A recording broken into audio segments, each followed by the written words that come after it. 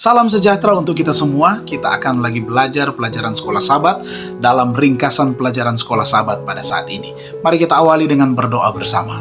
Bapa di surga, kami rindu untuk belajar lagi firman-Mu pada saat ini. Tuntunlah dengan kuasa Roh Kudus. Ini menjadi doa dan sembahyang kami. Dalam nama Tuhan Yesus kami persembahkan doa ini. Amin. Nah, pelajaran sekolah Sabat kita pada sepanjang pekan ini berjudul Meterai Allah dan Tanda Binatang bagian 1.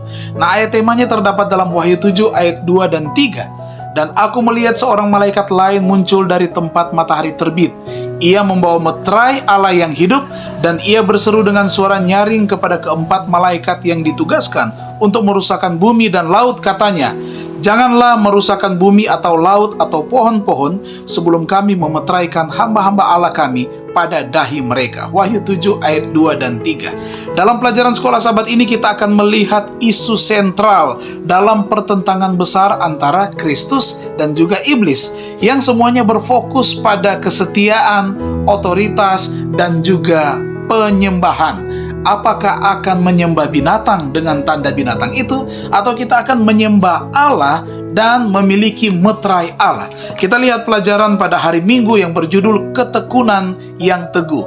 Nah, Wahyu pasal 14 di situ dijelaskan tentang pekabaran 3 malaikat.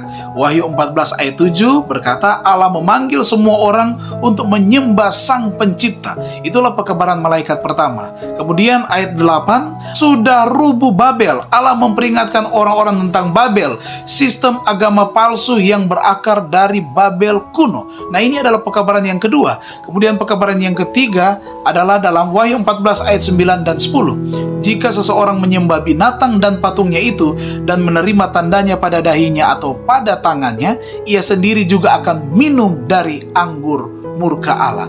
Nah, Tuhan ternyata akan memiliki umat akhir zaman yang setia kepadanya, yang tetap tekun, bahkan memiliki keteguhan hati untuk tetap setia kepadanya dalam menghadapi tantangan dan penganiayaan yang sengit. Nah, melalui kasih karunia Tuhan, umat-umat Tuhan ini akan berdiri dengan tekun yang teguh, menjalani hidup yang berpusat hanya pada Tuhan, dipenuhi kasih karunia dan taat. Umat-umat Tuhan ini akan tetap menuruti perintah-perintah Allah dan memiliki iman kepada Yesus. Nah, kualitas iman akhir zaman Yesus akan menjadi milik dari mereka, umat-umat Tuhan yang teguh dan tekun, dan mereka akan tetap setia bahkan sampai mati, seperti iman daripada Yesus sendiri. Pelajaran hari Senin, perjuangan alam semesta. Kita baca itu dalam Matius 27 ayat 45 sampai ayatnya yang ke-50. Kristus alami di kayu salib. Apa yang dia alami? Oh, dia digantung di kayu salib, diselimuti oleh kegelapan, menanggung rasa bersalah, malu, menanggung beban dosa, serta terputus dari kasih Bapanya. Tapi Yesus bergantung pada hubungan yang dia miliki dengan Bapa sepanjang hidupnya. Apa yang terjadi ya? Yesus tetap bergantung pada Bapanya. Bahkan di saat-saat yang baik, Yesus telah dipersiapkan untuk saat-saat terburuk. Bahkan katanya sampai disalib. Juru selamat Yesus tetap mempercayai Bapanya. Bahkan ketika di sekelilingnya keadaan menuntutnya untuk ragu. Bahkan ketika tampaknya Allah telah meninggalkan dia, tapi Yesus tidak pernah menyerah. Nah, iman Yesus adalah iman yang begitu dalam, begitu percaya, begitu berkomitmen, sehingga semua setan di alam semesta ini, katanya, semua setan di alam semesta ini dan semua cobaan di bumi tidak dapat menggoyahkannya. Nah, umat Allah yang telah belajar untuk hidup dengan iman hari demi hari sekarang, di saat senang, di saat buruk, saat Allah terasa dekat, saat Allah tampaknya jauh, tidak masalah. Kita akan menjadi umat-umat Tuhan yang akan hidup, katanya, oleh iman. Galatia 3 ayat 11. Kemudian pelajaran hari Selasa, menuai apa yang kita tabur. Nubuat tentang tanda binatang itu adalah tentang intoleransi agama, boikot ekonomi, penganiayaan, dan akhirnya keputusan kematian. Tanda binatang itu, saudara-saudara, kita lihat bahwa Allah memiliki meterainya, yaitu Sabat, tanda penciptaan, tanda penyembahan bahwa Allah sebagai pencipta. Tapi iblis juga membuat satu tanda binatang, tanda kepalsuan, yaitu Sabat palsu atau penyembahan pada hari pertama pada pekan tersebut. Bahkan di saat-saat terburuk Tuhan akan menopang katanya umatnya yang menuruti perintah Allah dan iman kepada Yesus. Ada cobaan, ada godaan untuk menuruti tanda binatang, tetapi umat Tuhan yang setia menuruti perintah Allah dan iman kepada Yesus, Tuhan katanya akan menopang mereka. Nubuatan tanda binatang dalam Wahyu 13 memberitahu kita tentang yang terburuk, puncak tertinggi dari perang iblis melawan Allah. Strategi pertamanya dalam hal ini adalah penipuan. Wahyu 13 menceritakan tentang waktu di masa depan ketika setan akan bekerja melalui kekuatan religiopolitik duniawi yang disebut binatang dan menggunakan paksaan. Akan ada penganiayaan agama. Nah, ini bukan hal yang baru karena Kain pun sudah membunuh Habel karena Habel setia dan mau menyembah akan Tuhan. Kita perlu perhatikan, nubuatan itu mengatakan penganiayaan akan dimulai dengan sanksi ekonomi. Tidak ada yang bisa membeli atau menjual. Umat-umat Tuhan yang setia akan ada ancaman ekonomi seperti ini, kecuali mereka katanya memiliki tanda. Tanda itu adalah tanda binatang atau sabat-sabat palsu. Iblis sedang mempersiapkan orang-orang yang mengaku Kristen, yang berkompromi dalam hidup mereka untuk menerima tanda binatang ketika ujian terakhir datang kepada kita di masa depan. Tetapi kasih Tuhan bagi kita masing-masing, bagi mereka yang setia, akan menguatkan kita dan memelihara katanya kita selama masa sulit yang akan datang ini. Jangan takut umat-umat Tuhan. Kita akan menuai apa yang kita tabur. Tabur kesetiaan, Tuhan akan tetap menjaga dan memelihara kita. Pelajaran hari Rabu, mereka yang mengikuti anak domba, Wahyu 13 ayat 1 dan 2. Kuasa binatang pertama ya, dari Wahyu 13 menerima kuasa, tahta dan otoritas besarnya dari naga. Naga memberikan kuasa kepada binatang yang keluar dari dalam laut. Kemudian ini katanya diidentifikasikan sebagai kekuatan gereja yang menentang akan kebenaran Tuhan.